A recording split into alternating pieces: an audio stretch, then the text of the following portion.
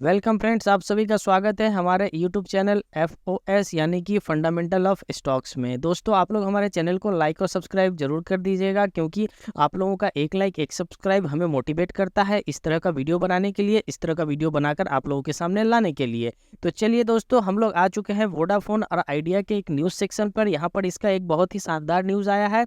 News क्या है कि Vodafone idea FPO opens today. ठीक है, मतलब कि ये FPO जो है, फॉलो ऑन पब्लिक ऑफर, ये वोडाफोन आइडिया ला रही है, जो कि आज से चालू हो रहा है, मतलब 18 अप्रैल 2024 से, और ये चलेगा आपका 22 अप्रैल तक। ठीक है ना। तो चलिए दोस्तों, पहले चीज़ को हम लोग समझते हैं कि FPO चीज़ है क्या। ठीक है ना। जब तक आप FPO समझेंगे नहीं, तब तक ये नहीं पता पकड़ में आएगा कि कंपनी जो FPO लाई है उसका पर्पस क्या है। ठीक है ना।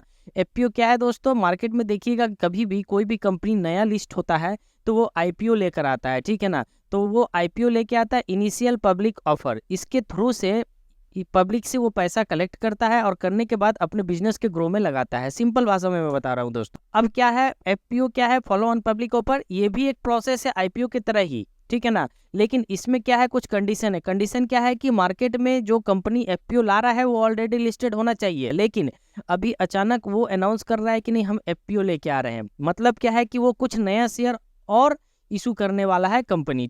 अब IPO में क्या होता है, मान लीजिए कोई कंपनी IPO के थ्रू से 1 लाख शेयर इशू करती है। ठीक है, और वही कंपनी 5 साल बाद बोलती है हम FPO ला रहे हैं और FPO के थ्रू से और 50,000 शेयर हम इशू करेंगे। तो सेम केस यहाँ पर वैसे ही है। वोडाफोन आइडिया का भी सेम केस है, वो भी अभी 18,000 करोड़ का नया शेयर्स इशू करने वाला है। तो इसी को बोलते हैं FPO। तो FPO लाने का मैक्सिमम क्या होता है कि 2 या 3 रीजन होता है। सबसे बड़ा जो 2 रीजन है उसमें से आप देख सकते हैं, एक रीजन आपका यहाँ पर हम दिखा रहा है कि टू रिड्यूस द डेप्ट which is existing in a company to raise additional capital for a company. ठीक है ना। हो सकता है कंपनी के ऊपर में बहुत ज़्यादा बर्डन हो चुका है उधारी का, डेप्ट, कंपनी बहुत बोरोइंग्स कर चुकी है मार्केट से, जिसको चुकाने के लिए ये FPO को लाया जा रहा है कि FPO ला के जो एग्जिस्टिंग शेयर होल्डर्स हैं वो भी FPO को खरीदेंगे, जो नया इन्वेस्टर है, इन्वेस्ट करना चाहते हैं, वो भी FPO को खरीदेंगे। इसके थ्रू से वो पैसा कलेक्ट करेगी और अपना धार चुका देगी। और या तो फिर कंपनी एक्सपेंड करना चाहती है, कंपनी का स्थिति बहुत ही खराब है, बुरे दिनों से गुजर रही है, तो FPO के थ्रू से कुछ पैसा लाकर कंपनी को ऑक्सीजन दिया जा रहा है कि लो भैया ऑक्सीजन लेके उठ खड़ा हो जाओ। सेम बात है दोस्तों। ठीक है, FPO लाने का पर्पस यही होता है। तो आप लोग समझ लिए FPO क्यों आता है। अब तो चलिए दोस्तों, न्यूज़ सेक्शन में जाते हैं और न्यूज़ को देखते हैं कि न्यूज़ क्या आया हुआ है और इसका क्या इफेक्ट पड़ेगा कंपनी के ऊपर। तो हम लोग न्यूज़ के सेक्शन पे आ चुके हैं। यहाँ देख सकते हैं कंपनी जो है ये FPO के थ्रू से टोटल 18,000 करोड़ रुपया उठाने का प्लानिंग कर रही है। ये जो FPO का डेट है वो है 18 अप्रैल से आपका 22 अप्रैल तक। ठीक है ना। अब देखते हैं दोस्तों कि ये जो 18,000 करोड़ रुपया उठाएगी कंपनी, तो कंपनी कहाँ कहाँ लगाने का प्लानिंग कर रही है उसका भी ब्यौरा हम लोग जरा देख लेते हैं। चलिए दोस्तों, यहाँ पे देख सकते हैं कंपनी जो ये 18,000 करोड़ रुपया उठा रही है, ये 18,000 करोड़ का जो ऑक्सीजन दिया जा रहा है कंपनी को, ये ऑक्सीजन कहाँ कहाँ यूज किया जाएगा। ठीक है ना। तो चलिए उसको भी जरा हम लोग देख लेते हैं क्या है। तो पहला क्या बता रहा है कि acquisition of equipment for the expansion of its network infrastructure. Company अपना नेटवर्क इंफ्रास्ट्रक्चर में 12,750 करोड़ रुपया का इन्वेस्टमेंट करेगी, जिसमें आपका 4G साइट्स आ जा रहे हैं, 4G का भी एक्सपेंडेशन होगा, उसके बाद से 5G का भी कुछ एक्सपेंडेशन होगा। ठीक है ना। उसके बाद से कुछ पेमेंट करना है, कुछ बोरोइंग से, कुछ GST ड्यू है। ठीक है, टोटल आपका 2175 करोड़ रुपया। बाकी जो है आपका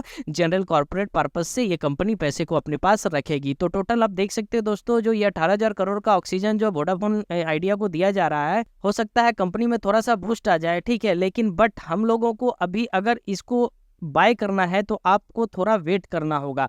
अगर कोई हाई रिस्क ले सकता है तो वो इस FPO के थ्रू से कुछ शेयर्स अपने पास रख, लेकिन जो रिस्की प्लेयर नहीं है उनके लिए जो हिदायत है वो अभी वेट करें। ठीक है ना। क्योंकि जब तक कंपनी इस पैसे को रिकवर करके अपने बिजनेस में लगा देती है, लगाने के बाद से जब इसका fundamental ratios, balance sheet, PNL, cash, net cash flow, ये सब जब तक थोड़ा सा सुधर नहीं जाता है, थोड़ा ठीक ठाक पोजीशन में नहीं आ जाता है क्वार्टरली बेसिस पर या फिर ईयरली बेसिस पर, तब तक इस कंपनी में इन्वेस्टमेंट करना बहुत ही रिस्की है। हाँ, एक बात है, FPO जब ला रही है तो जरूर मार्केट में एक पॉजिटिविटी आ रहा है कि कंपनी कहीं ना कहीं अपने आप को ग्रोथ कराने के लिए ही इस तरह का काम कर रही है। तो हो सकता है कि शुरू में एक कंपनी का जो शेयर प्राइस है वो आगे बढ़े, हाई हो, लेकिन कंपनी के ऊपर जो बोरोइंग्स है वो बहुत ज़्यादा है इसके रिजर्व के तुलना में, ठीक है ना। तो अभी क्या है कि हम लोगों को जो रिस्की प्लेयर नहीं है उनको वेट करना चाहिए जब तक profit and loss account, balance sheet ये सब थोड़ा सा सुधरने ना लगे, रेशियो में थोड़ा सा सुधार ना दिखने लगे, तब तक इन्वेस्टमेंट ना करें। बट रिस्की प्लेयर कर सकते हैं।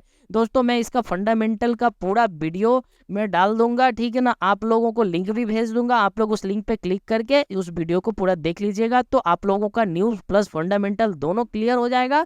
देन आप लोग डिसीजन ले सकते हैं कि इस कंपनी में क्या करना है क्या नहीं करना है। तो चलिए दोस्तों आप लोगों से विदा लेते हैं, फिर मिलते हैं दूसरे वीडियो में नए स्टॉक्स के साथ। चलिए दोस्तों अलविदा, जय भारत।